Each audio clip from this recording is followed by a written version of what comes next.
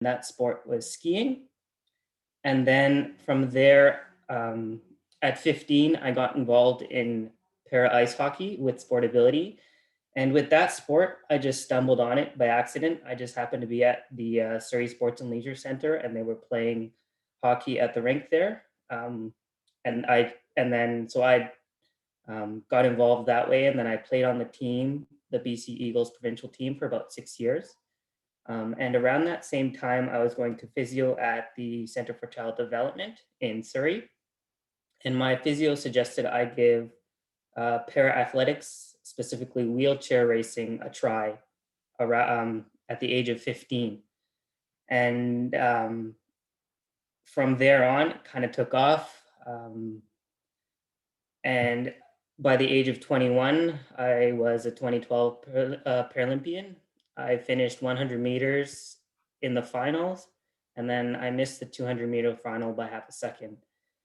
And as I was coming up through my athletic career to becoming a Paralympian, I was a high school student, and my PE teacher had a discussion with me about how I can integrate my training into her class. And after that discussion, we decided to set up a stationary trainer in the equipment room. And every time the students would go out to do their lap around their fitness test around the field, I would jump on the stationary trainer with my race chair and push for that duration. And also my PE teacher adapted the classes so that I was able to compete at the same or participate at the same level as my classmates. But for example, on a beep test, you run to the beep and then you turn around and run back. She shortened it with a cone. So I would reach my cone, which was about half the distance as the other students, but ended up being at the same time. So I was on an equal playing field. And all this adaptation started with just a simple conversation asking what would work best. And we kind of worked off of each other and went from there. And that's me. That's awesome. Thanks, Nathan, for sharing a bit of your story. So as we go through the presentations, we really just want to encourage all of you to ask whatever questions you may have, whether it's organization specific or even specific to Nathan kind of going through our sport system, because I'm sure it applies to a lot of you out in the field. So definitely put any questions you have in the chat box, and we will start with Jade and SportAbility. Thanks, Anna. And I apologize. I forgot to mention in the beginning that we'll be recording this session. So if there's anybody that you know that couldn't make the session, we'll be sending out the recording to you all afterwards. So I caught your story there, Nathan, but I missed our intros, but that's okay. They can look us up, right? So, all right. So I'm just gonna get my screen shared here. It's a little bit tricky. I was gonna try and have it so I'm looking at you all, but I don't think that's possible. So I'm gonna have to go to my second screen. Okay.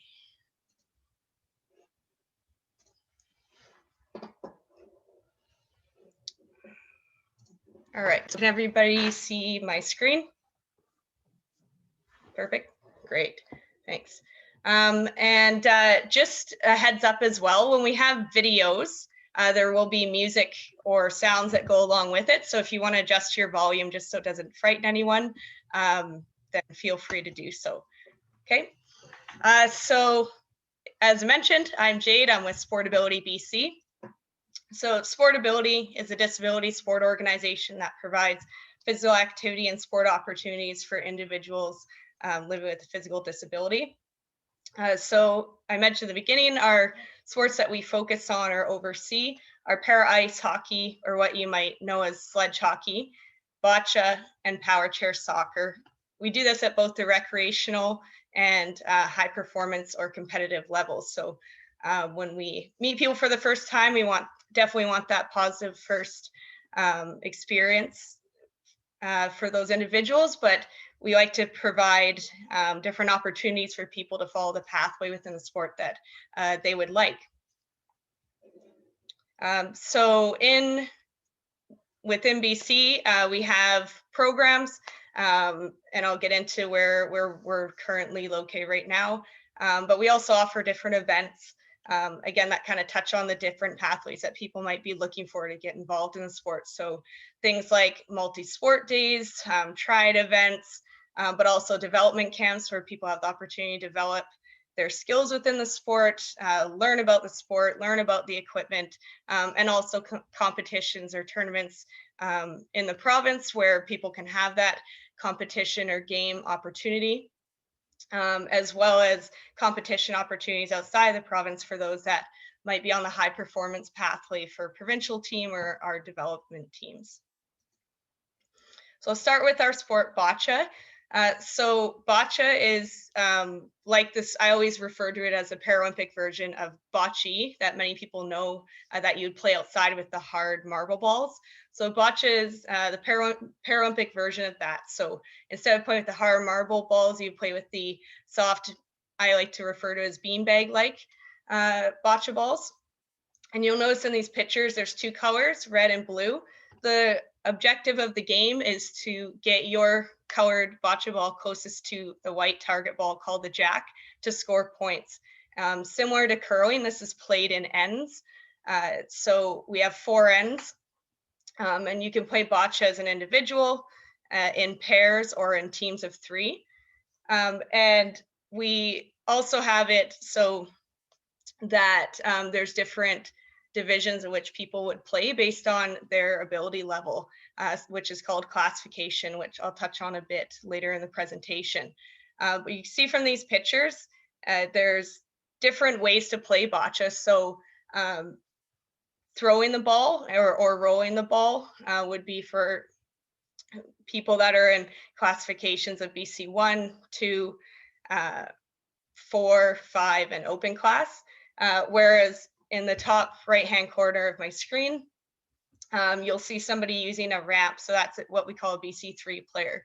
So this is for people that might not have the ability to grasp the ball to roll it or throw it with their hand. So instead they use adaptive equipment such as the ramp. And in this case, this individual is using a hand pointer. You could also use a head pointer as well to push the ball down the ramp. And you can also see in that BC3 picture with the ramp that there's somebody there assisting them. So this is what we call a sport assistant, and only certain classes are allowed sport assistants. So in bocce, BC 1s and 3s can have sport assistants. In BC 1 class, even though those athletes are able to grasp and throw the ball, they would have their sport assistant hand them the ball in some cases, or help them get onto the court to go look at the balls when the end's over. You can see in the bottom right-hand corner there, that's a picture of a referee. So she's just measuring the balls to see who's closer, to see who scored the points in that end. So if, say, an end ends where red has 2 balls of theirs closest to the jack, then red would score 2 points for that end, and those points carry over until 4 ends are complete to complete the game. Okay, so here's some adaptive equipment for bocce, which I talked about. So you can see, so the 2 ramps I have in there, those are actually 2 ramps that we have purchased that we bring to our programs. In the last slide, you can see the individual there, he had his own personalized ramp. And so for those who get competitive in the sport, you get personalized ramps and equipment that works for you. And they can be quite tall, I think like 8-9 feet tall. And that's where you would use a hand or a head pointer to push the ball down the ramp. And that's the purpose why it'd be so tall, is to gain that shot for speed and power to maybe break through the balls to get to the jack, or push a ball closer. So you have the 2 ramps there, and then in the bottom left corner, you can see a head pointer, and the bottom right corner is a hand pointer there, and then the bocce set in the middle. I forgot to mention too, so who can play bocce?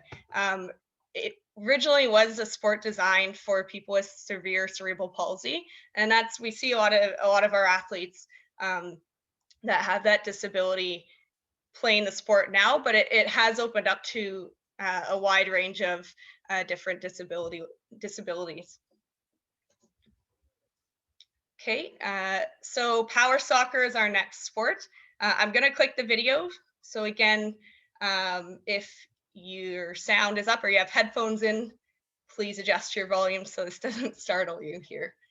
And I will check here to make sure my sound is shown. Okay, perfect. It's shared. All right.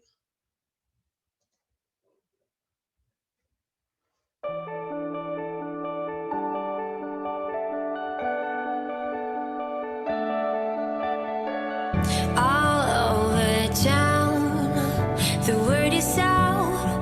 We started talking.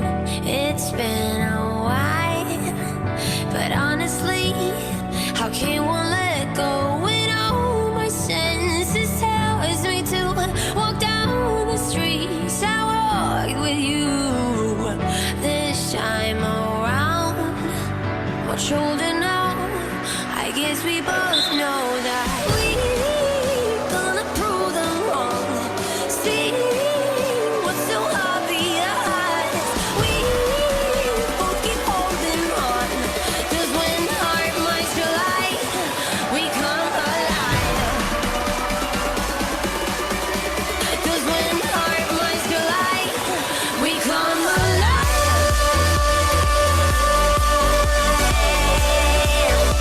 We come alive. 'Cause when our minds collide, we come alive. Gonna prove them wrong. See what's so obvious. We both keep holding on. 'Cause when our minds collide, we come alive.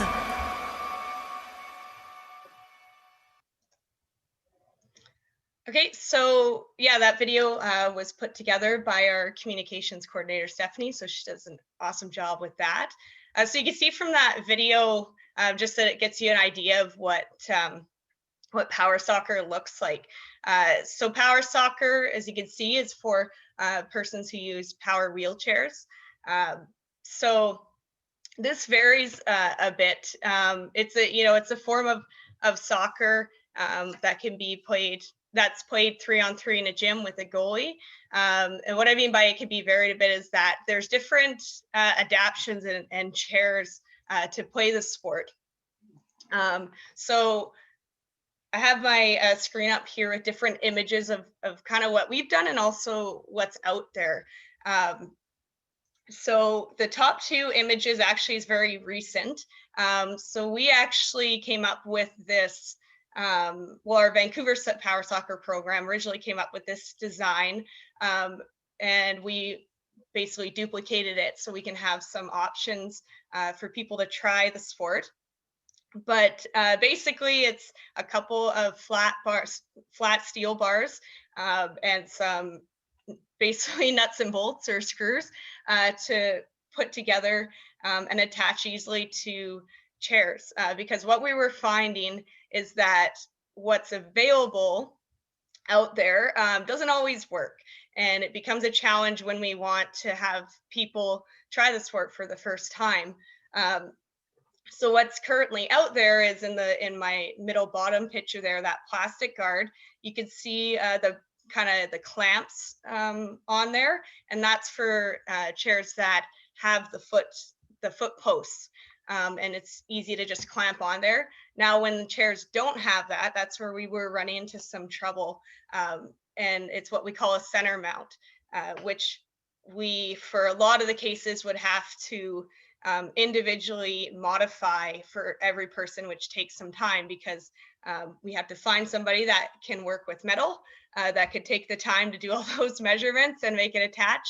And so that's just become a bit of a challenge. So going back to what the Vancouver Power Soccer Club came up with and then what we duplicated, really is so far has worked great, and it's kind of a quick and easy solution, because really all we do is just have two long screws that attach on the foot plate there. We just put it through and have a wing nut that tightens it up and it just clamps onto the foot plate and holds pretty sturdy there. So with this one, you can see there's a slight bend in the bars, and we just did that with the person that this guard went to. They actually had something that we could bend it with, just so that the guard was closer to the ground for this person. So yeah, so that's been great. It's something that we've had 8 made and have 2 that are out in the community right now. So we have 6 on hand, but it's something that we're hoping, you know, when we do try it or would like to get a group of kids together, try it for first time, that we can just bring our kind of fleet of guards and attach it and you know, have a good time and get people to try the sport. The other 2 images of the metal guards. So the bottom right of the metal guard, you might be able to tell there's some brackets on there. So we did actually, for one of our programs, have the Tetris Society come in, and they made individual brackets to fit metal guards to chairs for our program in Surrey, which was great. But again, takes some time, right? So you need buy-in from the participants and some patience there, and some volunteers that are ex-engineers is always helpful. And then the picture of the chair, the metal guard and the chair itself, that's the sport chair for power soccer. This is called a strike force chair. It's actually pretty cool, and it's quite low to the ground, moves quickly and sharply, and therefore is an advantage to have in the sport. Downfall to it is it's very costly, as many you can imagine. It's not something that we at SportAbility can provide to participants, given the nature of the sport, the cost, and just that each individual needs specific things on their chairs, such as hand warmers, just maybe even the different seat adjustments, head supports, things like that. So unfortunately, we're not able to help with that. But what we have found is that there are people that have bought these chairs. Typically, they bought them because they're playing at a high level, and then when they retire, they're able to sell them for a cheaper price to participants that are kind of up and coming. So far, that has worked out well. And as you can see in the video too, and in my top right picture, the ball, a bit bigger than the average soccer ball, so it's about 13 inches.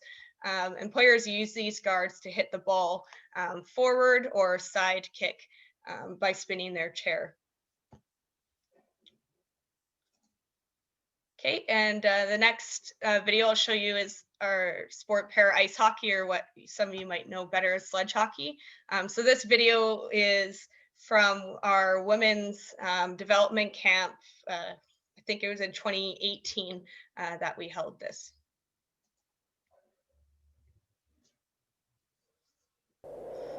Let's go.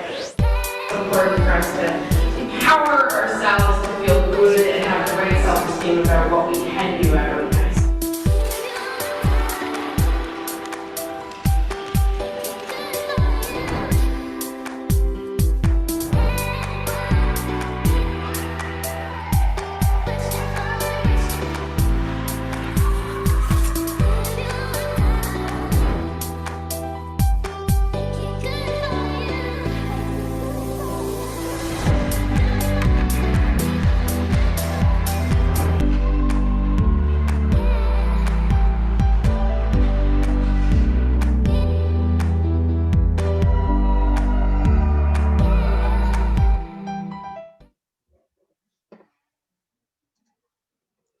Okay, so as you see from there, para ice hockey is the adapted version of stand-up hockey. So same rules with a few additional rules, such as types of penalties. So teen is if you T-bone somebody on ice, which would be kind of similar to check from behind in stand-up hockey.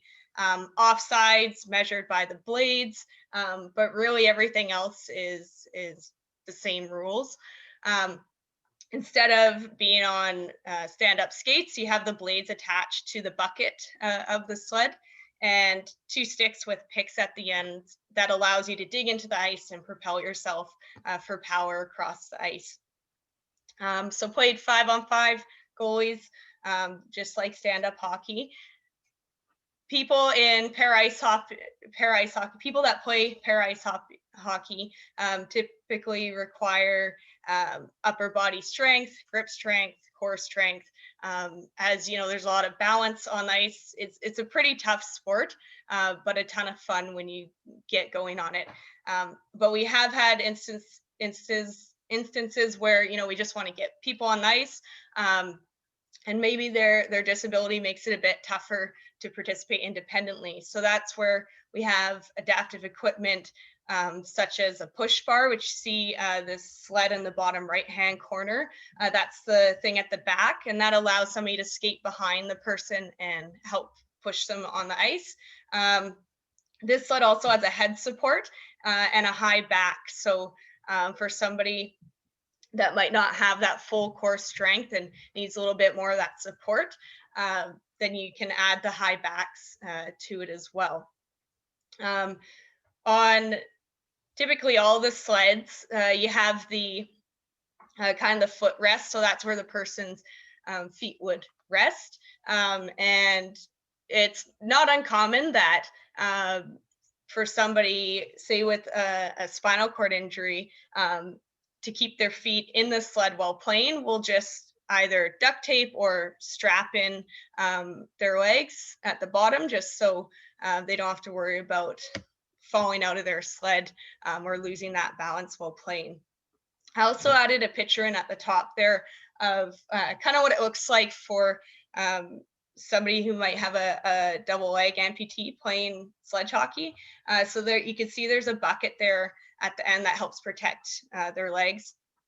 And it's quite interesting actually, because in para ice hockey, it's an advantage if you're somebody who has a double leg amputation, because of the basically the speed that you can gain and the agility on the ice. It's actually very difficult to play against people that have a double leg amputation. So it might sound strange to some, but it's, you know, if we're getting people on the ice and we see somebody with an amputation, we kind of get excited, which again might sound weird for people, but we're good there. But with para ice hockey too, this is open to also people that are able-bodied. So often if somebody's coming to is new to adapted sport or sport in general, you know, it could be a little uncomfortable if you don't know anybody, if this is brand new to you.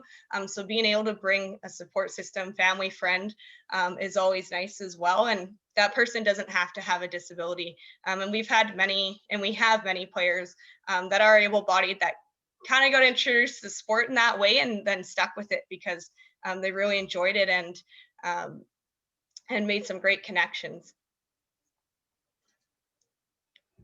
Okay, so currently this is just a list of where our programs are active across the province in each sport. And if you do not see your community or community close to you on this list, that's okay. We're always open to expanding.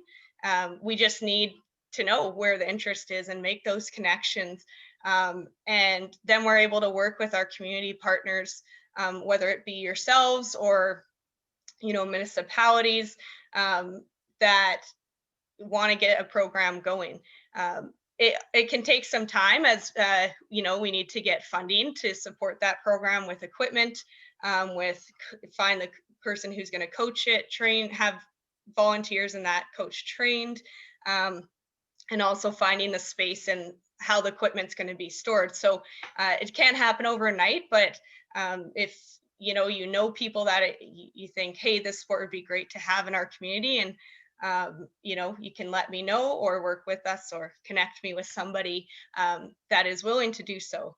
So as I mentioned, our community partners are always huge, and it makes our lives easier. All of our organizations, you know, there's a handful of us that work at these organizations. So unfortunately, we can't be everywhere at once, but in order to grow the sports and get more people involved, we rely on working with our community partners to make that happen and to provide access to sport for British Columbians, you know, at all ability levels, and to have that access there. So some of our For example, some of our programs are with community partners that are municipalities. So for instance, our Vancouver Bocce program is in partnership with the City of Vancouver. We have a volunteer there that has been trained that runs the program, but they provide us with the space and registration. So we're able to work that way. But then we also have programs like Surrey, where they have their staff trained and we work together to do that. And they run their programs through the city. Then we also have programs that are kind of our community champions. So for instance, Kamloops Adapted Sport, Northern Adapted Sports, they're kind of involved in all of our sport organizations and programs within their communities. And they're really volunteers that are hardworking and driven and get people involved and really connect with us for the supports. So ways to get involved with SportAbility. There's the obvious one, the athletes. That's what keeps our programs going. But there's also other options like volunteering at weekly programs or weekend events that we have when we are able to get back together in person. There's coaching positions, officiating, classification, which I'll touch on since that can be very specific to a lot of the people on the call. But this is what keeps us going, and this is what allows our events and programs to happen. So in my first slide, it says on there, we're very volunteer driven, and that is really true to the core. Our program partners, I mentioned in my last slide there, who we work with, who we look for. And also other things are, specifically if you guys have clients or patients or students that, just maybe they want to try the sport, and maybe you want to have a few people that would like to try it within your group. We do offer hosting tried events. So in person, so in this picture in particular, it was at a school. They had a student that has a disability, and her classmates were able to play with her. And it was, a way to introduce an inclusive PE activity or inclusive play. We also have gone into places like GF Strong, Neuromotion. We've brought people or clients from LifeMark onto the ice and done different activities. What we are trying to work towards is also, we will offer kind of those one-off activities, but we want to have that connection where it keeps the person involved and engaged. So we would like to have, ideally, if we come into a center or clinic, a 4 to 8 week program where we go once a week and can really then give that person or persons the opportunity to learn the sport within a good amount of time versus just one day, and see if that's for them and if they would like to get involved in a community program. So I talked about volunteering and I talked about classification.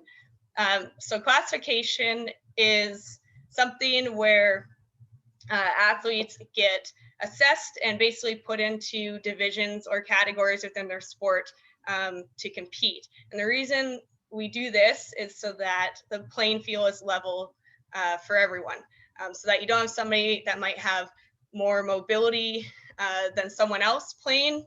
That could be an advantage or disadvantage to the athletes. So I mention this because we have lots of physical therapists, recreational therapists, OTs on the call. And these are kind of the people we look for, or that can be on the classification panel. So I just took this screenshot from a video on World Bocce that is about a 20-minute video that explains classification really well. And then this one specifically gets into bocce, but for a while there, it really kind of encompasses what classification is across sport. So when I'm done my presentation, I'll just put that link in the chat. And if people want to check it out, then they can do so.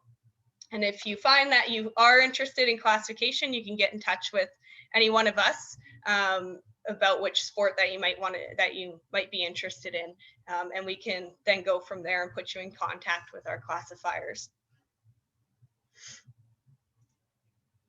Okay, so that I believe is it for my presentation. As Anna kind of likes to say, we can go on for so long, but I'll try and keep it to the point, and let Anna and Nadine take it away with their presentation. I did see, I think, a question come up. I saw a hand, but I can't see the chat right now. I'm just gonna stop screen share. Jade, it was in a question about if there's classifications in sledge hockey. Yeah, and that's a good question. It's kind of a tricky one. In a way, there is. Basically, you need to have a lower body impairment. So versus, say, in boccia, you go through a classification process that can really put you in different categories, where sledge hockey seems a little more cut and dry. So somebody who's able-bodied can play up to the provincial level, but wouldn't be able to play on a national team, for instance. Awesome. Mm-hmm. All right, we're gonna get our presentation up. So myself and Anna, who work with, I work with basketball and Anna works with wheelchair sports, we share our presentation just to make it flow a little bit better, as we work together quite often. We are separate organizations, but yeah, we just do a lot of things together. So it's lovely. Okay, so yes, like I said, we're BC Wheelchair Sports Association and BC Wheelchair Basketball Society. And we're gonna go over just the things on the screen right here. So just who we are, who we work with, why sport's important. We're gonna talk about our Bridging the Gap program, a lot of programs that we do separate as well as together, and volunteer opportunities.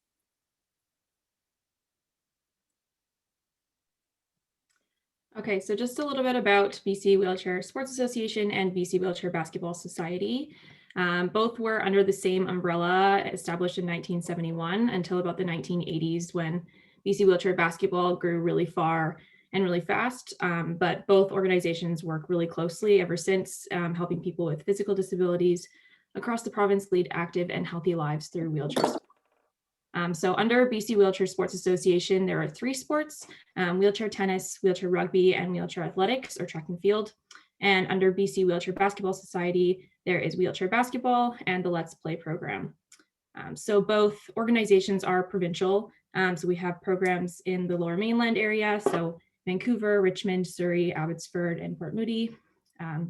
We are also on the island, so that's in Victoria and Nanaimo, and then in northern and interior cities such as Prince George, Kelowna, Kamloops, Terrace, Fort St. John, and Comox, just to name a few. So both organizations work from a grassroots all the way to high performance level. So we have athletes from a beginner level, our juniors, recreational athletes, and high performance athletes and Paralympians. We administer regular weekly programming. Right now that's looking a lot like virtual programming as well as in-person programming. And then we also host some wheelchair sport competitions from the recreational level all the way through high performance level. And a big goal for both organizations is reducing barriers to participation through our Bridging the Gap program. So that can look like our Have a Go days, where we have a one-day event where we supply the equipment, the coaches, and the space for people to come and try wheelchair sport in a safe and accessible way. And we also have our wheelchair loan program. So that reduces the financial barrier to participating in wheelchair sport, as it can get extremely expensive. Some chairs ranging from $3,500 all the way through $10,000. So we have a $10 a month rental fee or $100 a year, which really helps people get involved.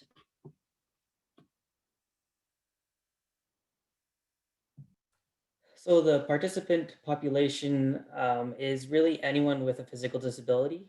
Some of the more common ones are spinal cord injuries, spina bifida, amputations, cerebral palsy, as well as an acquired brain injury. But in that case, they have to have an accompanying physical disability, such as an impairment of a limb. And in terms of able-bodied participation, they are allowed to, with family days, Let's Play, and their other siblings, as well as with wheelchair basketball, they're allowed to participate as well.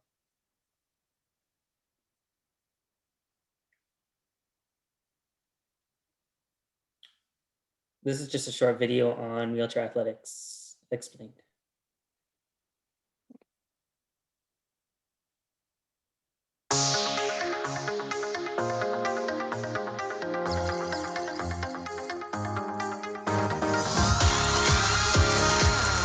Faster, higher, further. Athletics. Run. Jump. Throw. Para-athletics was one of 8 sports included in the first Paralympic Games in 1960. It is divided into 168 separate events, the most for any sport at the Paralympic Games. Some athletes use a competitive wheelchair called a racer. Some have prosthetic arms or legs. Other vision-impaired athletes run with a guide runner. A variety of athletes with different impairments make for exciting events. Fair races under conditions that are as equal as possible are maintained for athletes with disabilities ranging from vision and intellectual impairments to paralysis and limb deficiency through a classification system. Classifications start with T for track and jumping events or F for throwing field events. Following the prefix is a double 2 number. The first indicates the type of impairment, where the second differentiates the classes within that impairment group. TF 11 to 13 is for vision impairment. Athletes classified with lower numbers use guides. TF 20, intellectual impairment. Athletes in the 30s classes have brain-related coordination impairments, such as cerebral palsy. T33 to 34 compete in wheelchair racing, and F31 to 34 in seated throws. The higher numbers compete standing. TF40 to 41 is for short stature. TF45 to 47 is for athletes with arm impairment.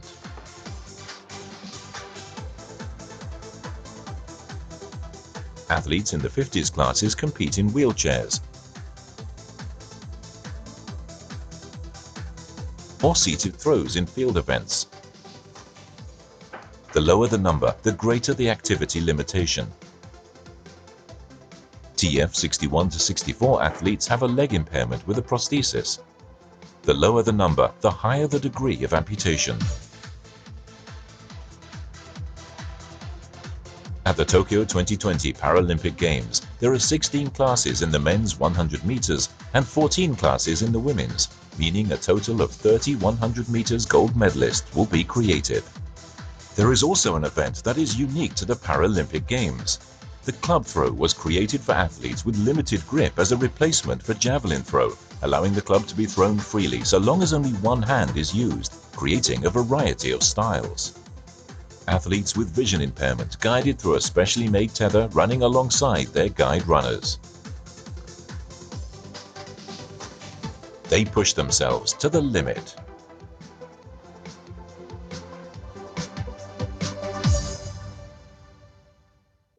So we really wanted to show a few videos today because typically when we do our in-services, we do offer a have a go or try it portion so that our practitioners or whoever we're working with actually gets a chance to experience the equipment. So hopefully the videos tie in a bit there. And then just before Nathan gets into a little bit more on wheelchair athletics. So this video explained para athletics as a whole. So as you saw, there's visually impaired athletes, ambulatory athletes with disabilities, and then you have our wheelchair athletes. So specific to us, we do focus on the wheelchair events only, but BC Athletics, who's our partner provincial sporting organization, they do support the other para athletes that were touched on in this video. So the visually impaired athletes or athletes that also might be ambulatory with a disability. So they have a coordinator over there, Katie Miyazaki, who is their para athletics coordinator. So we can definitely get you in contact with her if you have any questions or definitely send it our way still, and we can get you those answers. So with wheelchair athletics, it's really the equivalent of an able-bodied runner in terms of distances. There's distances from a sprint of 100 meters all the way up to a 5,000 meter race, which is the equivalent to 5K, and that's all done on the track. And then we have road races like the Vancouver Sun Run, that's locally, and a marathon such as the Boston Marathon or even the New York Marathon is another example. And for seated throws, also known as field events, there's discus, shot put, and javelin. And then for para throws, as you saw earlier, club throw is the equivalent of javelin for those in a wheelchair. And wheelchair athletics is a fully integrated sport because we're able to compete at your local track and field meet, as well as elementary schools and district meets, high school teams, recreationally, with a BC Wheelchair Sports event such as the Push Push Put Put.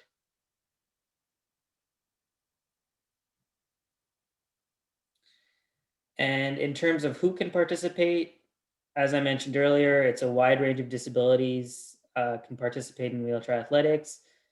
Spinal cord injuries, amputations, and myself, such as someone with CP, are the more common ones. Again, acquired brain injuries with a physical disability accompanying it. And almost any type of physical disability can be placed in wheelchair athletics because of the adaptability that's able to be done with the sport. And it's also open to any age from Let's Play kids. So that's young, like preschool, elementary school, all the way up to juniors and adults. And programs are available for juniors through to adults throughout the province with varying partnerships and such throughout the regions. So up next, we'll just show a quick video to explain wheelchair tennis as well.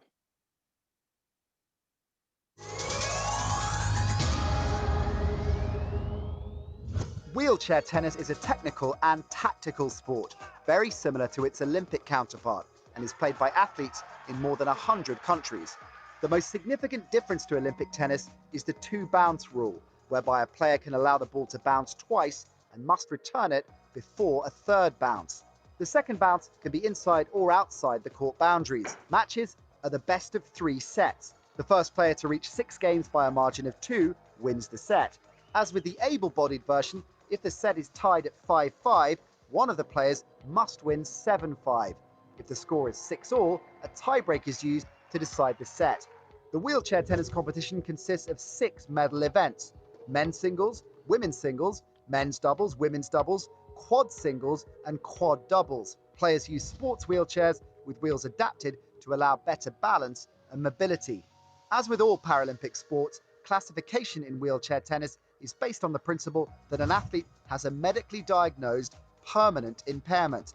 For wheelchair tennis, this impairment must be physical. Athletes whose impairment affects up to 2 limbs compete in the men's and women's open competitions, and athletes whose impairment affects 3 or more limbs compete in the quad division, which is a mixed gender division.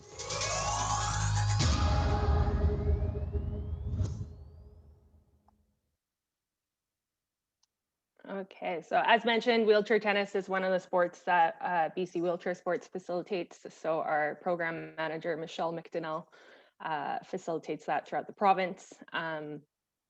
So just a quick recap, what is wheelchair tennis? So again, it can be played in both singles and doubles events with varying divisions between open divisions and quad divisions.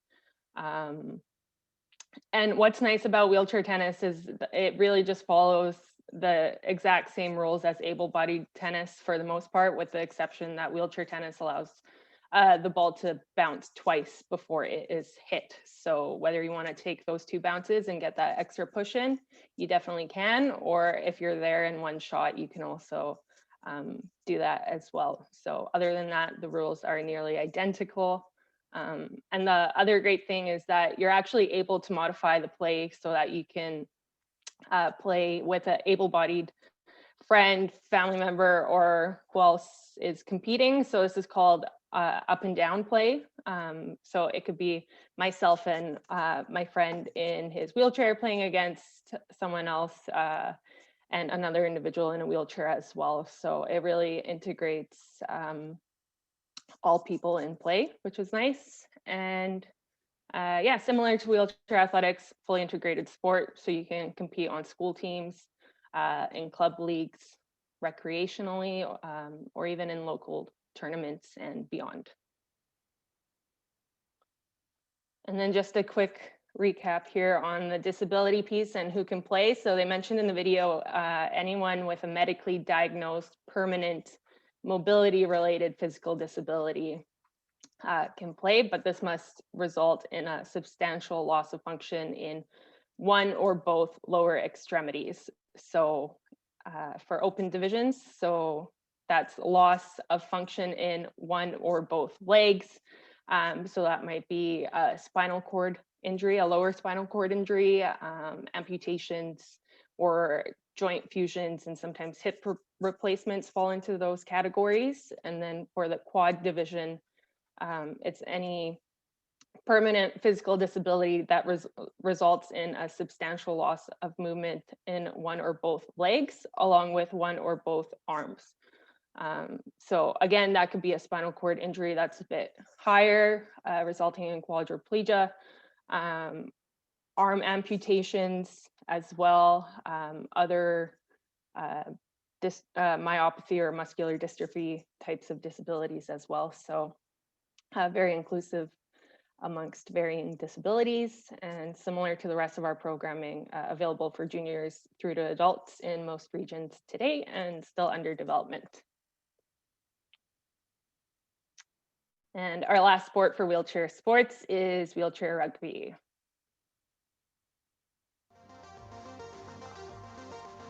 Wheelchair rugby is actually the only team sport there is for quadriplegics. One of the very few sports where both men and women play on the same teams. Whether a young person, old person, elite athlete, it's for everybody. Having access to that and knowing most of the players are open to sharing and helping other people, it's a big part of our sport. This is a combat sport. C'est ce qui est bon, ça, c'est le rugby, c'est du contact. Wheelchair rugby has 7 classes. So the lowest class is the 0.5 class, and that means that's the athlete with the most impairment. The highest class is the 3.5 class, and that is the athlete with the least impairment. It's a team of 12 players, but at any given time there are only 4 players on the court. A team of 4 athletes on the court can't exceed 8 points. If you have a woman on the court, you can run 8.5 points. High-level player, they are fast, they can wheel, they can pass the ball. The low point is the more severely disabled.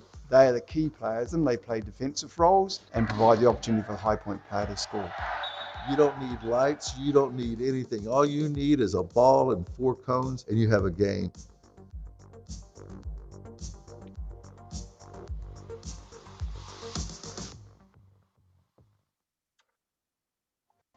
So that was a bit quicker of an explanation, but if anyone's ever heard of murder ball before, this is it.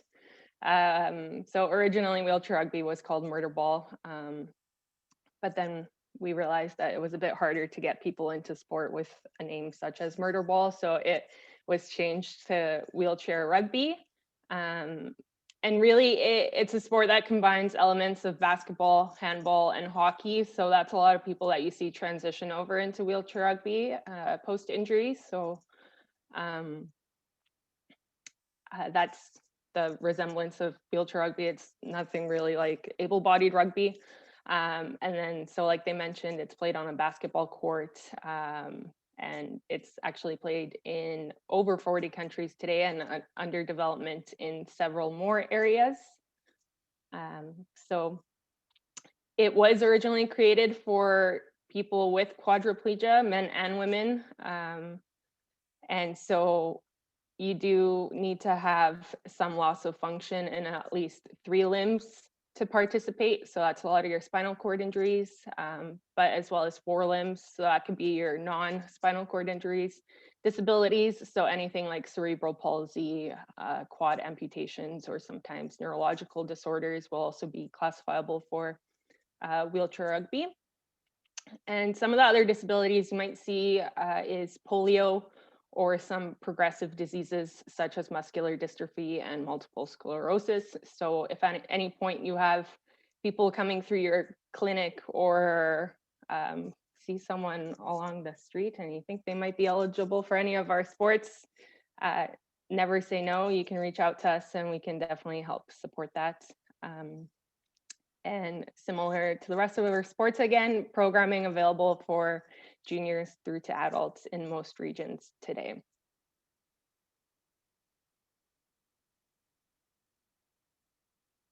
So we'll transition over to wheelchair basketball. So this video will do the same as the other ones and explain it a bit more.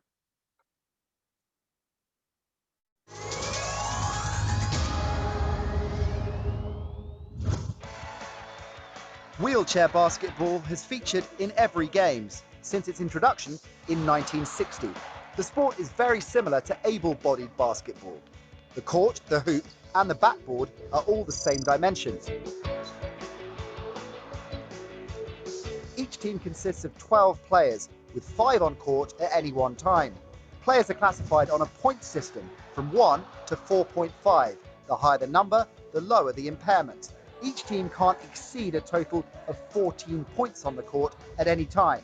Players must not travel with the ball and are required to throw or bounce it after every 2 pushes on their wheels. Like the able-bodied version, free throws resulting from a foul score 1 point. Field goals within the 3-point line score 2 points, and for all baskets scored outside, 3 points are awarded. Fouls occur when a player or their wheelchair comes into contact with an opponent. Each game consists of 4 periods of 10 minutes. Extra periods of 5 minutes are played if scores are tied at the end of regular time. Players use lightweight, easy-to-maneuver wheelchairs. The chair is comprised of 1 or 2 small wheels at the front, 2 large wheels at the back, set outward at a slant to ensure balance and stability. Players are strapped into the chair, so any slight movement will see the wheelchair react with you to achieve maximum agility. This is a fast-paced and frenetic sport, requiring eye-hand coordination and stamina.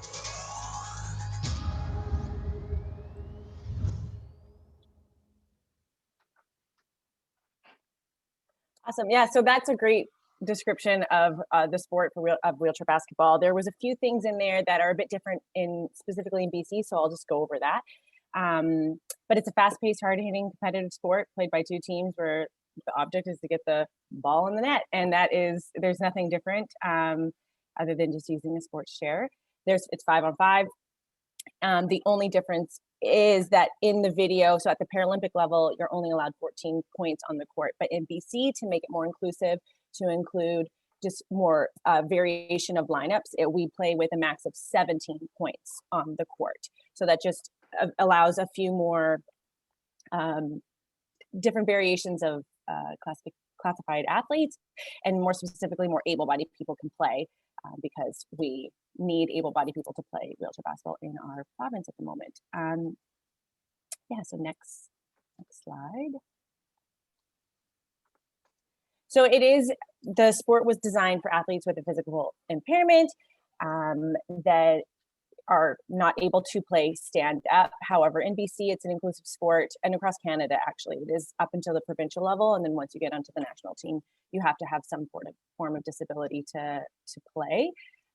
But some of the different physical disabilities that are more prominent in our sport are spina bifida, birth defects, CP, paralysis due to an accident, so spinal cord injury, amputations, and more. It's very similar to wheelchair rugby in the classification system. The higher number you have, the more ability you have, and lowers is relatively the same. But again, it is an inclusive sport, and we're always looking for participants who are able-bodied to come out and play. And in BC, it's a co-ed sport. There's no male-female teams.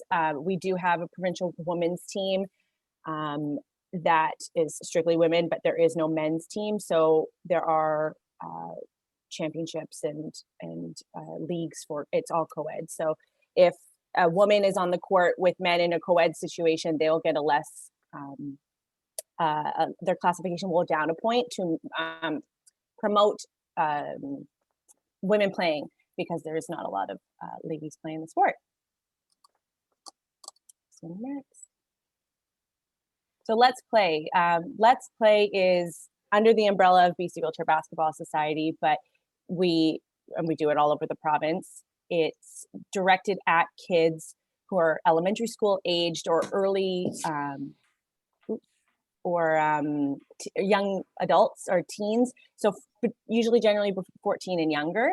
And the point of Let's Play is to develop the skills in children to have confidence to play any sport or just be active with their peers, whether that's in school or in the community setting. Our vision of the program is every child in BC with a mobility-related physical disability has a healthy and happy start to being physically active. And how you can be eligible for our program is you're able to push the chair independently and follow instructions, kind of understand what's going on. And the reason why Let's Play was started is because in the wheelchair basketball community, young adults or kids were coming out at 15, 16, not being able to catch, pass, or throw, or really any physical literacy skills showing up to a program. So they were basically starting from scratch as a teenager. So to create Let's Play was to help them start early so that they had more choice and more confidence going into any sport they want to play, whether that's basketball, tennis, or whatever. Next slide, Anna. So we give the kids individually and their families the sports chairs. They are smaller compared to an adult-sized chair. So we range from 10 inches or 10 centimeters to like 16.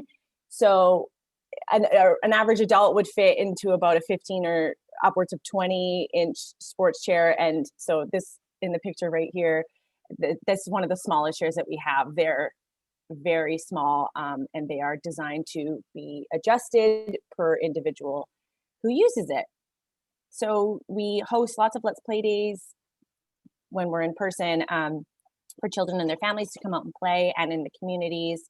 We work with teachers to get individual kids or sports chairs in their classroom settings, so it's a bit easier for them to participate in PE if that is what they need.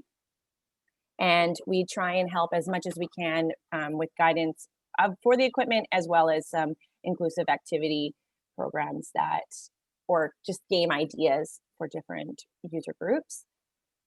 And we try and do as much outreach as possible, because at some points in communities, if there's one child with a disability and they don't have the capacity to have a full team of wheelchair basketball or whatever that may be, we try and give extra sports equipment to that community so that they are able to be active with the individual child. And that's across BC. A couple years ago, we decided to create a model that was child focused or participant focused. So we came up with this, and it's just a standard of practice that we try and use. So we want to start with awareness of Let's Play promotion, so that's just us doing in-services and different education out to the public to then get the participants engaged and confident to be active. And then after that, we move into educating the teachers about physical literacy and inclusion, and how a Let's Play chair could potentially increase that. And then hopefully after all of that work, we get the children to participate with their families in regular programs, whether that, again, if it's basketball, that's amazing, but if it's not, it doesn't matter. So all of our Let's Play days will focus around that child, but essentially we'll just bring in every type of sport imaginable to get them just trying everything and figuring out what they like at a young age so that they're able to play for the rest of their life.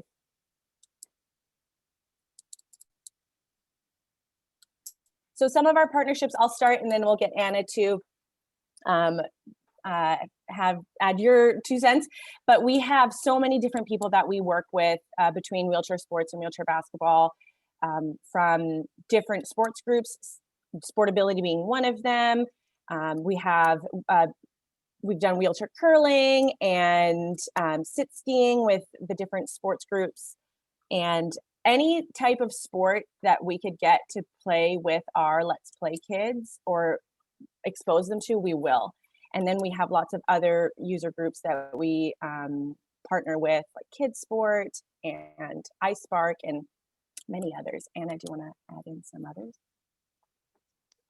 Yeah, I mean, obviously this isn't our full list of partnerships. The list goes on and our presentation would probably be 30 times longer, but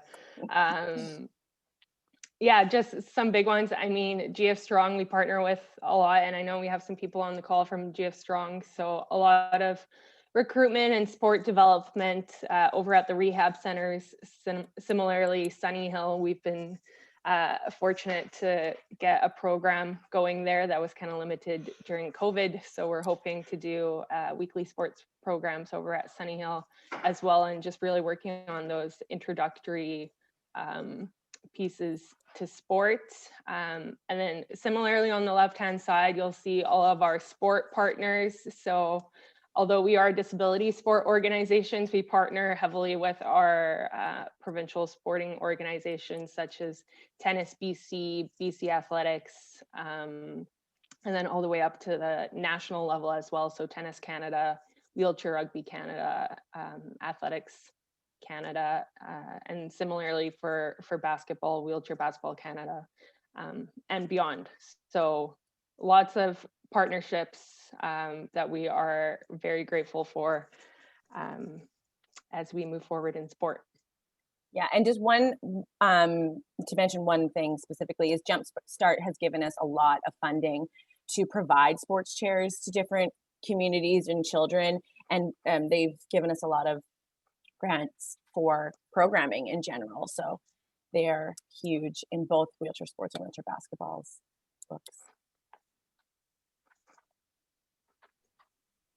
And why sports? So we're going to play a short clip. It is a video from a fundraiser, so there is going to be a few seconds that it doesn't make sense, but the general message is going to be is good. But the reason why we do our jobs and the reason why we're presenting to you guys is just to explain why sports is so important for individuals with a disability in BC. So. All right, so bear with me just as I transition over. So what we'll see is we're gonna see a video of Megan and her family just speak to her experiences growing up in the wheelchair basketball community, starting in the Let's Play community right when it started in 2009. So she'll just go over a few reasons why she's played and some of the things that she went through. She remembers it a bit differently than we remember, but it's all positive. So here we go. Well, I hope you enjoyed cooking that course and it tastes as good as it looked with Trevor teaching you. Many of you out there tonight, I know are parents, and I know how much you love seeing your kids active, happy, and playing sport, whether it be with their friends at school, in a community, or just playing in a playground with you. A young kid was given a sports wheelchair from our Let's Play program so that she could be physically active with her friends. I'd like to introduce you to Megan Smith, who's going to tell you her story. My name is Megan Smith, and I am from Vancouver, British Columbia. I've been playing wheelchair basketball for about 9.5 years now. So I have spinal muscular atrophy, lower extremity dominant. I was diagnosed with this at the age of 4 at Children's Hospital. Having this disability shaped my life to the better. It taught me how to fight for what I wanted, fight against people who thought I should just sit down and do nothing, and fight against what I love. It also taught me that being in a chair does not identify who you are. It's who your personality is that identifies who I am today. I started playing basketball when I was 5 years old. I started through Sunny Hill at this one-day try any sport you would like, and one of the sports was wheelchair basketball. I met Nadine through this. She brought me into basketball, and that is how I started. I remember going with my dad, heading there, thinking in my head, do I really want to do this, or do I want to chicken out and just pretend I'm sick? I remember going there and then seeing my old elementary teacher and realizing, no, I need to do this to prove to everyone that being in a chair and like anything you can do is possible. I remember being super duper anxious. I remember being like sweating everywhere and freaking out to my coach, being like, okay, maybe I should just sit on the sidelines. Maybe I should just not do anything and pretend I'm not there. But then in the end, I played and had a good time. I think my proudest moment, Megan, is just seeing her on that basketball field with that smile and just unbelievable. When I found out that she was actually one of the team players, Megan came home and said, I made the team, booyah! And I was just so proud of her. The coach did say that their mission was to be inclusive of everyone, regardless of who you are and what you are. And being on the sideline, watching Megan in games, it's just been phenomenal. I mean, all the games that I've attended, it's just been amazing. My proudest moment of my dad was, I think, when I got accepted to go to U25 camp. The first person I turned to was my dad, and I just was like so like had no words, and he just was like, I'm just so like, you deserve this, like you fought your way through everything, being on the guys team, being here, and it was just great to see my dad being there for me through everything. I am looking forward to making the 2024 Paralympic Games and to just keep teaching people basketball and helping out with the Let's Play Kids to just show little kids that this sport is going to bring happiness and excitement to everyone's life. Thank you to the event sponsors and partners for supporting BC Wheelchair Basketball.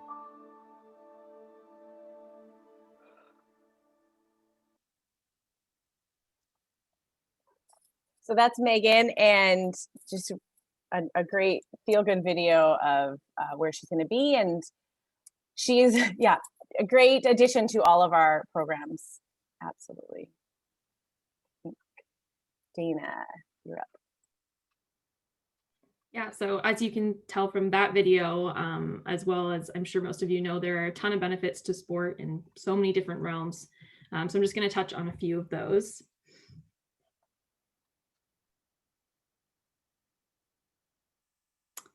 So as I'm sure most of us know, there are a ton of physical benefits to sport. So that can include improving fine and gross motor skills, improving cardiovascular function and range of motion.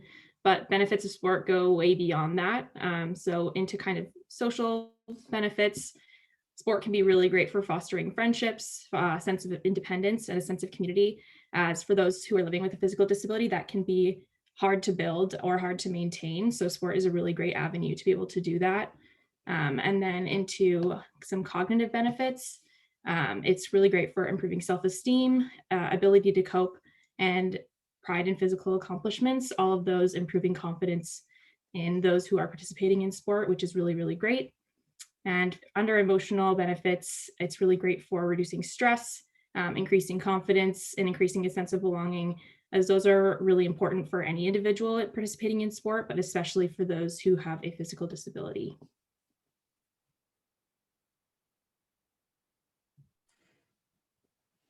So this little slide here is just meant to display my progression through sport. Just before we kind of get into those details, that quote right there, I should also mention that I don't use a wheelchair or any mobility aids. The only time I use nothing like a cane, walkers, wheelchair, the only time I use a mobility aid is when I'm racing in the wheelchair here. So doctors said that I would never walk, run, ride a bike, nothing like that. But I do all that and more and outperform some of those able-bodied individuals. So sport for me made me into the person that I am today. Without sport, I wouldn't be able to sit here and have this conversation with you and conduct this presentation. So as you see in the top corner there, I'm in the purple chair. That's how I first started. You can see I have jean shorts on and a baggy shirt. That was at Center for Child Development fundraiser, actually. And then in the bottom corner there, I'm now in a better fitting chair. It's actually the same chair that I went to the Paralympics in with the photo right up front here. As you can see, my seating position has changed. So it speaks to how one piece of equipment can be adapted to progress with the athlete as they improve and grow in their time with the sport. That chair actually lasted for about 8 years, and it's expensive as we've talked about. So um, speaking with the athlete and learning how to adapt the equipment best to fits them allows them to progress much easier, as well as the financial strain is not there as much. And now, as I progressed into retirement, I'm kind of on a long-term athlete development span now. So I'm no longer competing competitively, but I still compete recreationally. I have a new chair now, but it's been with me since 2013. And again, um, that was allowed, or that was accomplished through regular conversation with myself, my coach, and the individuals around me, whether it's physios and things like that, just so that they're aware of how comfortable I am, what I need out of the chair, how it can be better adapted from, let's say, going to the Paralympics in that chair to the next chair. You could see the kneeling plate is silver there, so that was a piece of aluminum that was adapted, so I was able to kneel. And then my next chair was a permanent fixture, and that's what I use to this day.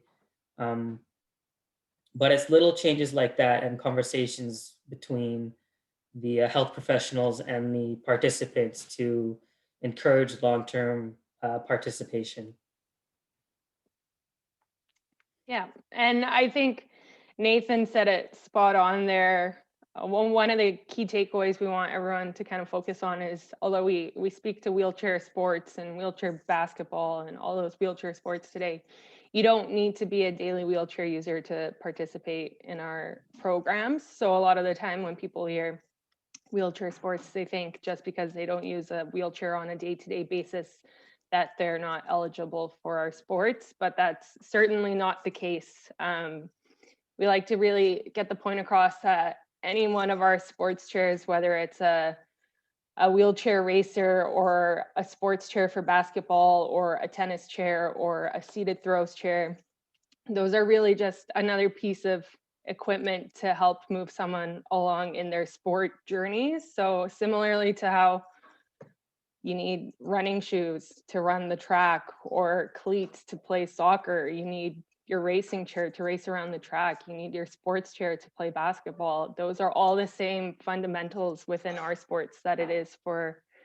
able-bodied sports. So yeah, definitely if you have any individuals come to you that don't use a wheelchair on a daily basis, it does not mean that they're not eligible for participation with our organizations.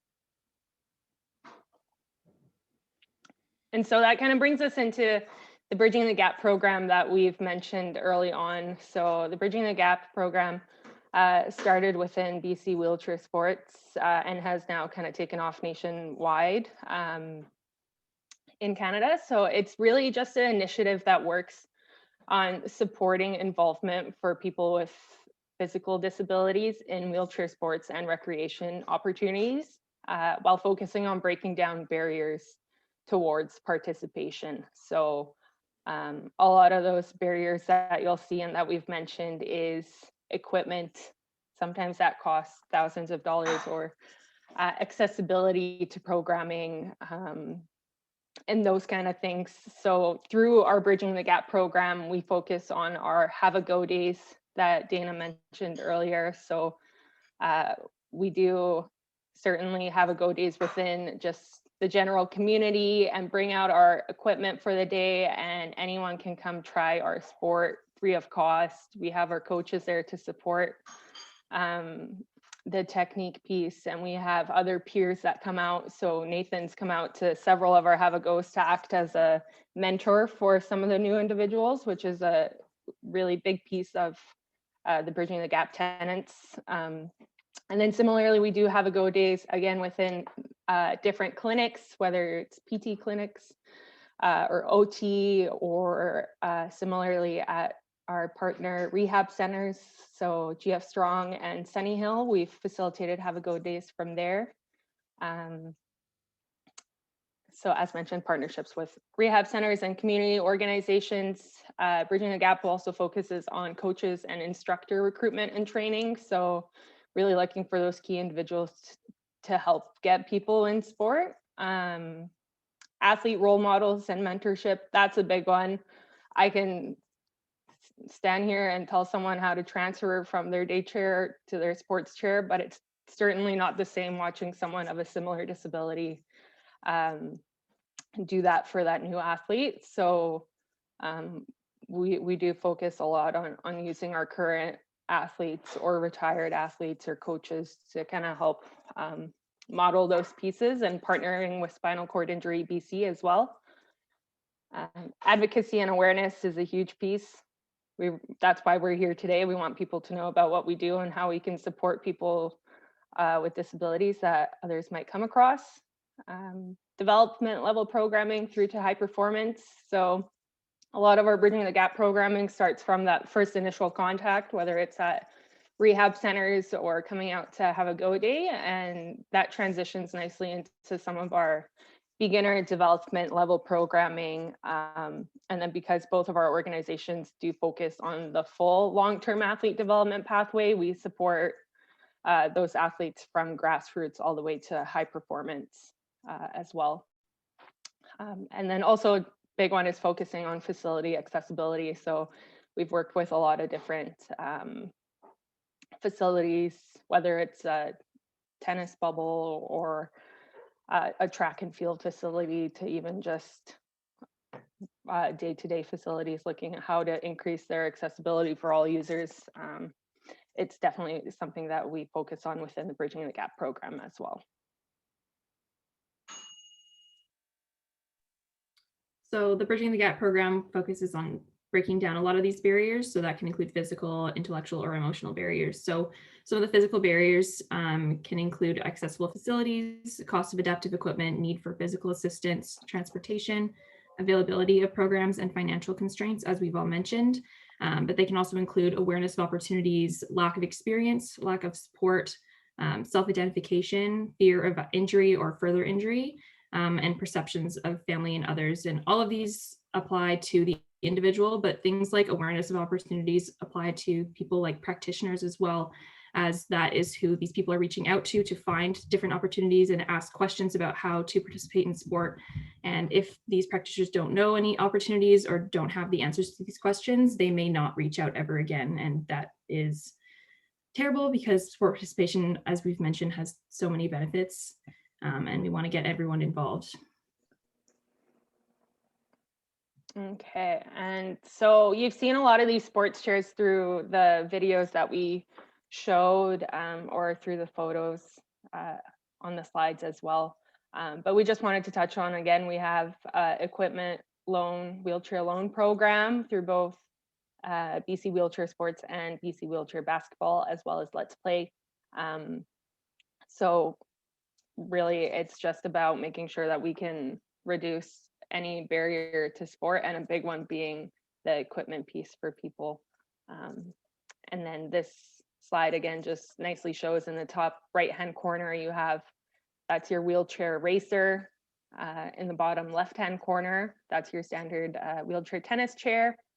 In the middle there, that's a wheelchair rugby chair, so a little bit sturdier and well equipped to hit into each other on the court. And then Nadine, if you just want to go over that last chair in the bottom right.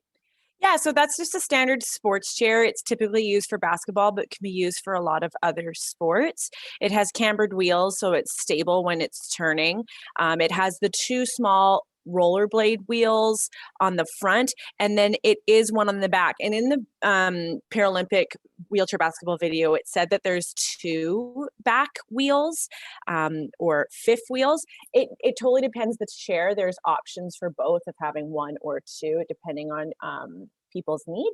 But there's usually some sort of belt, which is like a quick strap is what we call them. It's almost like a snowboard binding, ratchet straps that helps keep people in the chair. The backrest, where your back touches, can go at different heights, so that can help support people with spinal cord injuries who might have a higher need or more need for trunk support, or lower for someone who has more flexibility in their hips and back.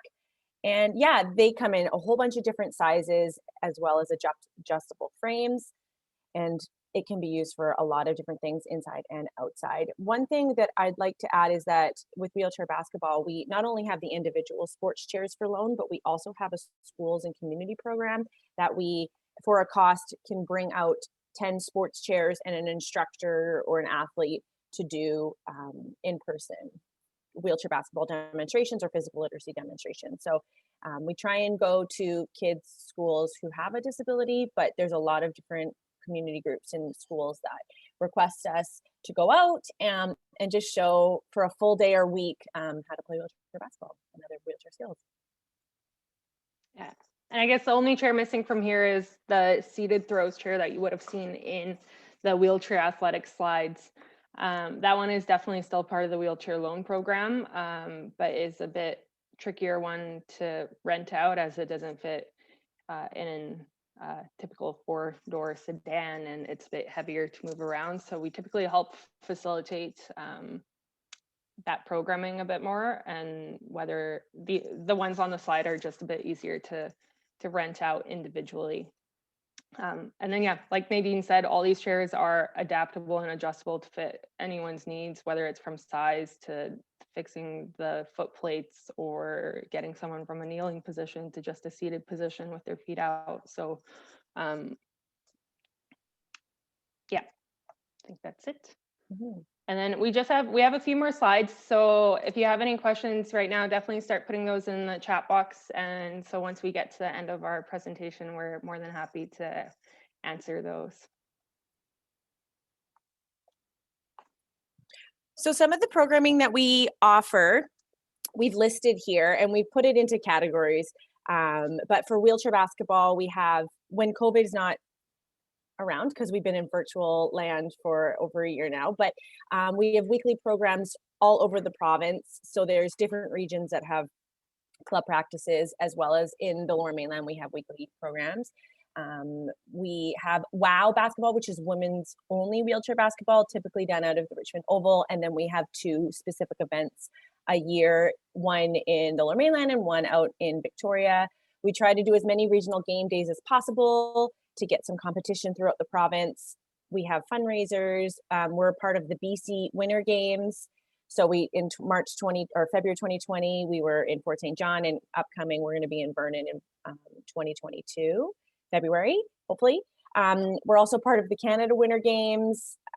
We have our own CWL, Canada Wheelchair Basketball League, here in BC. That's about 5 tournaments a year and finals. So different regions have teams that all compete. And we have provincial and national tournaments for our women's BC team, as well as our other team BC, which is co-ed. The schools program that I mentioned that offers sports chairs to go out into the communities. And then we do as much outreach as we can, which is the demo booth at symposiums or different in-services that are in person, which have now been online. And then similar to the Let's Play program, all of those, we have a lot of those different programs as well, but we have our girls only programming, which we do with BC Wheelchair Sports. We do mentorship with someone like Megan, who comes out and supports our young kids. And hopefully when things are back in person, we'll have our weekly program at Sunny Hill. Yeah. And then similarly, wheelchair sports focuses on a lot of the same points listed on the left-hand side there. So again, weekly programs for all 3 of our sports. Some currently are in person, some are still on hold due to COVID.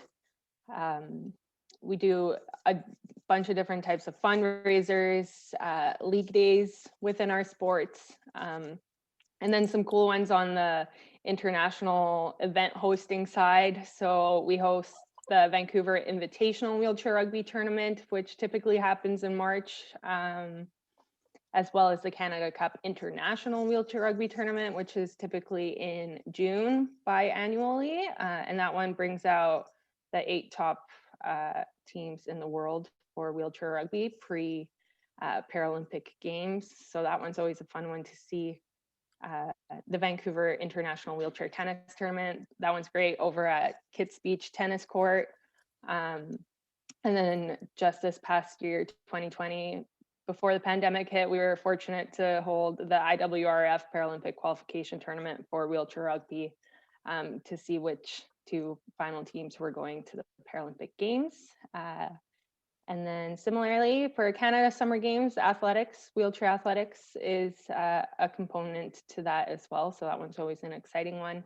And then just one last thing to mention on the joint initiative side. So we've talked about bridging the gap, and we just recently brought more focus towards our Indigenous Bridging the Gap initiative as well. So we just started to realize that there are definitely more populations that we can hit. So we've been fortunate to receive a grant from Sport Canada to work on the Indigenous piece, and we've hired on a Indigenous Bridging the Gap coordinator with a lot of partnering with iSpark, and just focusing on hitting other communities as well for our programming. So yeah, again, everything from grassroots to high performance and active for life, recreation, participation. There's a spot for everyone within both of our organizations. So just a quick note of what we've been doing for the past year, which we'll probably continue to do at some capacity even when we get back in person, is our virtual programming. So in the beginning, April 2020, we saw a need for our Let's Play and junior group that we needed to get them going on. We didn't know what their school situation was, if they were in person or not. So we started daily, Monday to Friday, 1 hour per day, from April till July, just logging on and having fun. We would invite other guests to come in. We do basketball. We had some strength and conditioning. We see tennis there in the top left with their tennis rackets, as well as we did our summer camp online in August. And from this time, well, April 2020 to now, we've done over 100 sessions virtually, in partnership with BC Wheelchair Sports as well. And we also did with the city or the school district of Surrey with Deb Murin, the adapted PE teacher there, some one-on-one sessions with a few kids that we identified. We had a small group of chairs, and it was a small group that her in person and myself on the screen, and we would run through different physical literacy skills with them. That worked really well. That was from September to December. And then this is just some more pictures of our Go Time group that we would have. We didn't just do sports. We did some social fun. We made lava lamps in the top right, and we would color with some of the younger kids online, or just, we did some boxing with adapted wheelchair boxer Leo Samarelli, who's out of Vancouver. West Coast Adapted Boxing is his organization.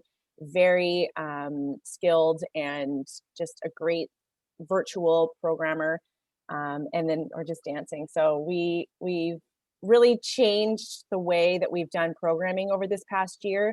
But sometimes we would have 4 participants or up to 10 or 1. It really didn't matter as long as people were logging in and just getting active with us and being social. It's really helped since last year. Anna, do you have anything else to add about the virtual programming? Yeah, I guess, so we just also ran a virtual spring break camp just to fill in that gap of not being able to do anything in person.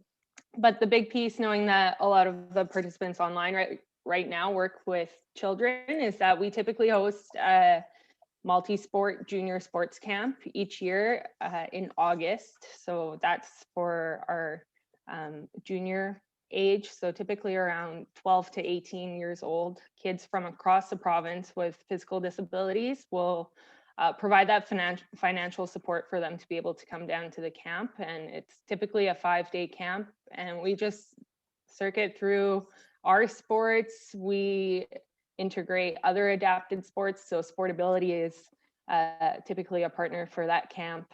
We've done adapted archery, adapted volleyball, anything else, name it, we've probably done it. And then we include a Let's Play day in there as well, so that those younger kiddos who are kind of moving up into the older age kind of start getting more involved with sport camp, because it could be a lot for a 5-day camp for an 8-year-old. But if they come out that one day and it's super fun for them and they get to meet other people and try new things, then it's likely that they'll come back to us the following years and get more involved in sport, which is really our end goal. So we're hopeful we can do something this year in the summer, probably outside, but we'll definitely keep everyone posted with what we do for sport camp there. Just one more thing on the virtual side that we didn't mention was in August when we did our summer camp online, Anna and myself, we had different funding that we spent on a lot of equipment to provide to each individual person that registered. And we've been using that equipment throughout all of our weekly programming until today. So TheraBands, tennis balls, tennis rackets, lacrosse balls. Anna found some really cool ropeless jump ropes. We've since then increased the list, and new participants will get all of it. And we've included wooden blocks that you can prop your sports chair up so you're on the screen and able to push stationary. It's almost like a spin class. So we've really just given a lot of equipment to the kids so that when they're on the screen, we can maximize as many different activities as we can. So, and that, again, we'll be using those for a while. It just brings everyone together across the province. Like, we've had kids from 7 different cities in BC in one session, and that doesn't happen ever weekly. It's usually once a year that we can get those kids together. So yeah, really cool. So just the last few slides, just like SportAbility, we love our volunteers. There's always a spot for a volunteer within our programming. So whether it's event hosting or weekly programming, or you're just looking to get more experience in working with individuals with disabilities, we're definitely happy to support that. Given we are a bit limited now with COVID and how many people we can have at in-person sessions, that's kind of been the only restricting factor. But needless to say, if you're ever interested in getting involved, definitely email myself or Nadine, and we'll keep you in our database and let you know as soon as something opens up. So volunteers are a big part of our program, and we definitely wouldn't be as successful in running our programs and tournaments and other events without their support. So yeah, we definitely appreciate anyone that comes to help out. And then, so just lastly here before we wrap up, again, if you have any questions, you can start typing those in the chat box, or we're happy to have people unmute themselves to ask as well. But just some additional resources. So definitely check out our websites if you have any further questions or you're looking for program specific information. So you have BC Wheelchair Basketball Society there, BC Wheelchair Sports, and Let's Play BC has their separate website. And then there's also some other really great sport specific resources out there that we're happy to share with everyone. So whether it's more from a coaching and sport specific ask, there's a para throws coaching manual that really talks about anything from disability in para throws and looking at technique if you're interested in coaching. We have our introduction to wheelchair tennis manual that just talks about anything wheelchair tennis and getting started in that realm. There are different classification guides and guidelines if that's something that's of interest to you as well that we're happy to share. Let's Play has a workshop, the Learn to Wheel and Inclusive Play workshop. So that's a really great one that focuses kind of on the fundamentals of getting involved and physical literacy skills. And then, as Nadine mentioned, BC Wheelchair Basketball Society does their schools program. So Nadine can share any resources around that. And then as well, there's a teacher's resource on a USB stick for Let's Play as well. So that's something that basketball is happy to give out as well. And then on a separate note, if you're looking for some great things to watch these days as Netflix kind of dwindles down through the pandemic, there's some really great adapted sport documentaries and movies out there. So the first one on that list, Rolling with the Punches documentary, that was done through Accessible Media Inc. and focuses on our wheelchair adapted boxer, Leo Samarelli, who we mentioned earlier in the slides there, and just talks about his journey with boxing before his spinal cord injury and now being a wheelchair boxer and having his own company there. And then on Netflix, this one was new in 2020, the Rising Phoenix movie. That one is great. It talks about a few different athletes' journeys to the Paralympic Games and their journeys just growing up in sport and having a disability and what that's been like for them, and some of the barriers and struggles that they've encountered along the way as well. So that one's an awesome one. And then the Murder Ball documentary is always a good one. That one's free to watch on Amazon Prime, and it's a bit older, definitely came out a while ago, but it's great to get you in touch with wheelchair rugby and kind of the roots of how Murder Ball came to be. So yeah, we're happy to share those links as well if anyone wants those. But other than that, that is it for us. So we're happy to take some questions at this time, and we have our contact information on the screen there. So if you want to take a photo of that, or we could put it in the chat box as well. We're happy to take any questions offline at any point. So whether it's today, tomorrow, or 5 months down the road, you can contact us at any time. Yeah, so I think one last point too is just as people continue forward with their virtual conferences and those kinds of things, parasport is big across the province. So just like we have wheelchair sports and wheelchair basketball and SportAbility here, those sport opportunities do exist in different provinces as well. So whether that's parasport New Brunswick or wheelchair sports Alberta, if you're on your physiotherapy conference and people are looking about opportunities there, they can get in contact with their provincial sport organization as well, because those do exist in all provinces. So great, yeah. thanks, Anna. I did note there's a question early on in the presentation, which I think you addressed, but if you just like to repeat your answer for that, about what is the age for juniors? I think it was athletic specific.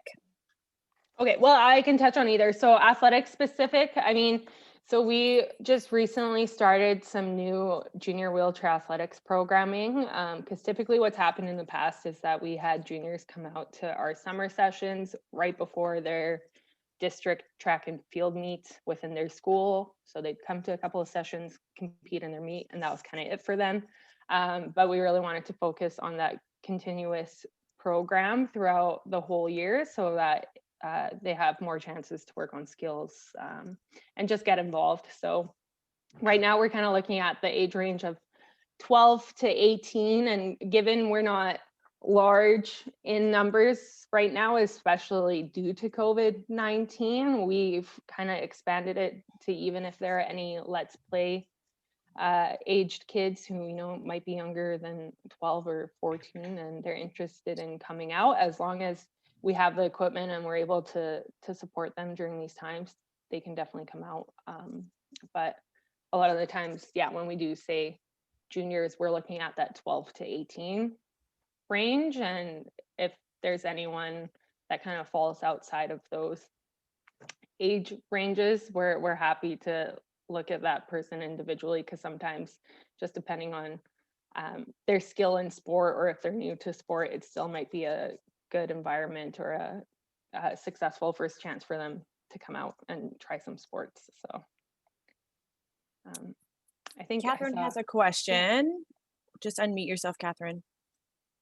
Hi, that was my question about the junior athletics age. Is that very similar to all of the other sports that you mentioned as well? Like in particular, rugby, basketball, and tennis. Are the junior age categories around the same? They're relatively the same. For basketball, because of the Canada Winter Games and BC Games involvement.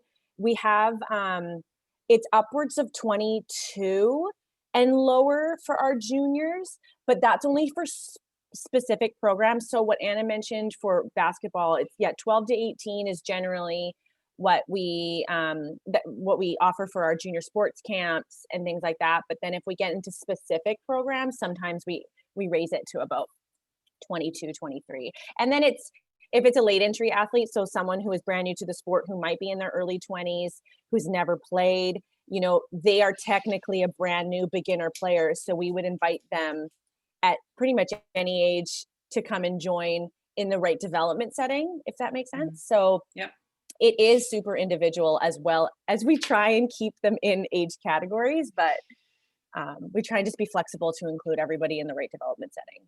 That's what Thank you.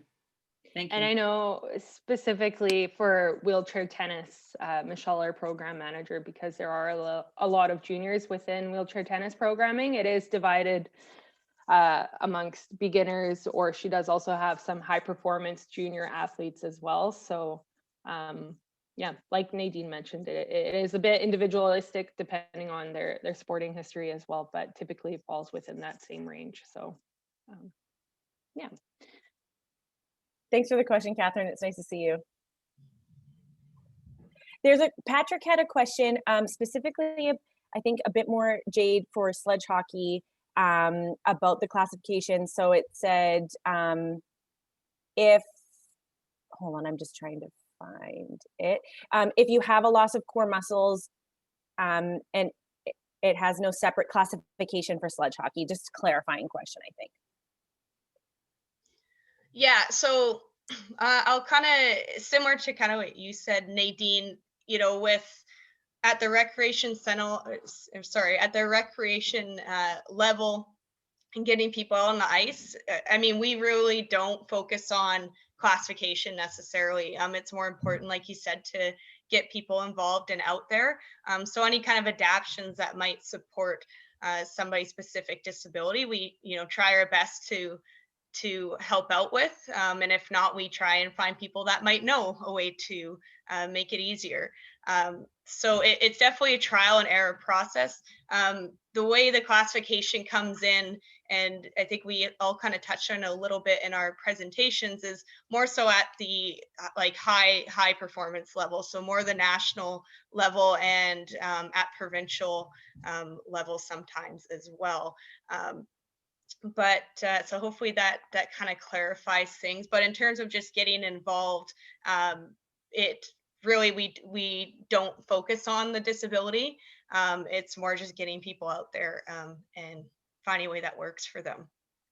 I also saw there's another question about, and it was directed to SportAbility, but I mean, we could all answer it as well. About if there's any water-based disabled sports that we support. So our organizations don't, but we can definitely give you some information about some that we are aware of that you can connect with. So I know like Adapted Sailing is one, even Spinal Cord Injury BC, they connect with maybe even smaller organizations that have different activities. There's Adapted Swimming. I can't think to top of my head of who oversees that right now. Swim Anna, BC. do you know? Yeah. Swim BC? Each individual Okay. swim clubs, if they're accepting different types of swimmers, I think it's individual, but yeah, Swim BC is the one to go to. Kamloops Adapted Sports Association, so CASA, they have swimming in their realm of sports that they support, but that's specific to Kamloops. Yeah.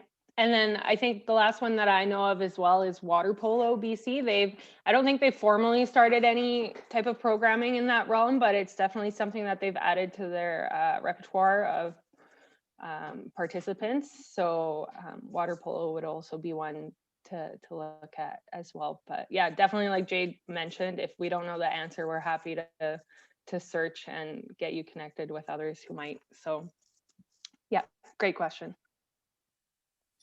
Yeah, and just overall too, I know there's a ton of information today, so it's a lot to take in, and maybe trying to remember who's with who and whatnot. So we can, I could send an email with our contact information out after this again. But even if we get questions all the time where somebody asks me about athletics, and then I just send them over to Anna and things like that. So at any time, like I think Nadine mentioned in her presentation, if you're not sure, just ask, because sometimes there might be people where they're like, oh well, that just doesn't work, but actually it could have, and now maybe somebody might have missed an opportunity. So we're always open to questions by email or calling in. We're working from home mainly right now, so email is probably the best way. But anything about loans, like I said, if there's not a program currently running in your community, it doesn't mean that it can't be available to you or to an individual that you might want to connect with. So reach out, at any time. And I did also want to mention, so we have all your emails from the registration. I know I personally keep kind of an email group of practitioners and stuff that I send out information when things come up about opportunities that might be interesting for themselves or their clients, just to let people know what's going on and have a greater reach. So if you would like to be removed from that contact, no problem, just send us an email so we can do that. And I believe Nadine and Anna do the same as well. So Yep, for upcoming events and anything specific. Yeah, great. And if there's any questions, feel free to put them in the chat, or you can just unmute yourself, and we're happy to answer more for the next few minutes. And if we don't see any questions come through, again, definitely email us. Oh, go ahead, Catherine. Sorry, I did add it into the chat, but around aquatics, BC Artistic Swimming also supports athletes with disabilities. So, right. Yes. Yeah. Thank and you. I think, great addition there. And I think for the most part too, if you look at any of the able-bodied sports, they should have a para component to it. So volleyball, they've been looking into some sitting volleyball. Although I know their program development is kind of underway, but same thing, rowing BC, they do adapted rowing. That's probably another water one that we didn't mention. But yeah, there's usually a para equivalent to the able-bodied version. Jade, in the beginning, sorry, Anna, to cut you off, is there power soccer in Victoria or around the island? Yeah, so we have a power soccer program in Nanaimo. I know it's a bit far for Victoria, but good thing you mentioned that, because I did see that come through.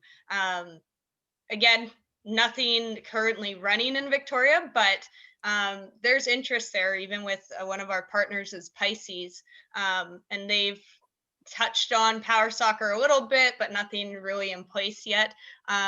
So if yourself, if you're interested in communicating with me about, what opportunities are there for individuals or getting a program going, like I said, we're always open to just broadening the base for accessibility to sports. So, and even like I said, and I know Nadine and Anna, similar to, have worked with Pisces in this instance, having just even multiple partners involved, it kind of makes it easier and attainable, and really kind of fills the cup for everyone. So. Yep, that's awesome, Jade. But I guess if no one has any further questions at this time, we're happy to close, and everyone can go for nice lunch break at 12 o'clock here. But we just wanted to thank everyone again for hopping on with us today and spending the past 2 hours learning about what we do and who we service. So we're really grateful to have everyone online, and similarly to what we do, we appreciate what all of you on the call do and your work in the field. So if at any point you have any questions, please let us know, and hopefully we'll see everyone soon in person at other events and get a chance to connect more. So thank you, everyone. Thank you. And we'll end the session here. Thank you. Thank you. Thanks so much. Thanks. Thank you. Bye, Rochelle. Nice to see you. Oh, you're muted. You're muted, Rochelle. Yeah. Bye, Kels. Thanks so much. Embarrassing. Oh, That's okay. I have questions for you, Nadine. I think we need Okay. to arrange some wheelchair swapping. So let's Oh, do it. absolutely. Is it for, okay, yeah. When do you want 3 to? kids. Oh, look at that. So I'll email you. everybody, this is Rochelle. She is a physio out of Surrey School District. She works with Nathan. She works with Michael specifically. Nathan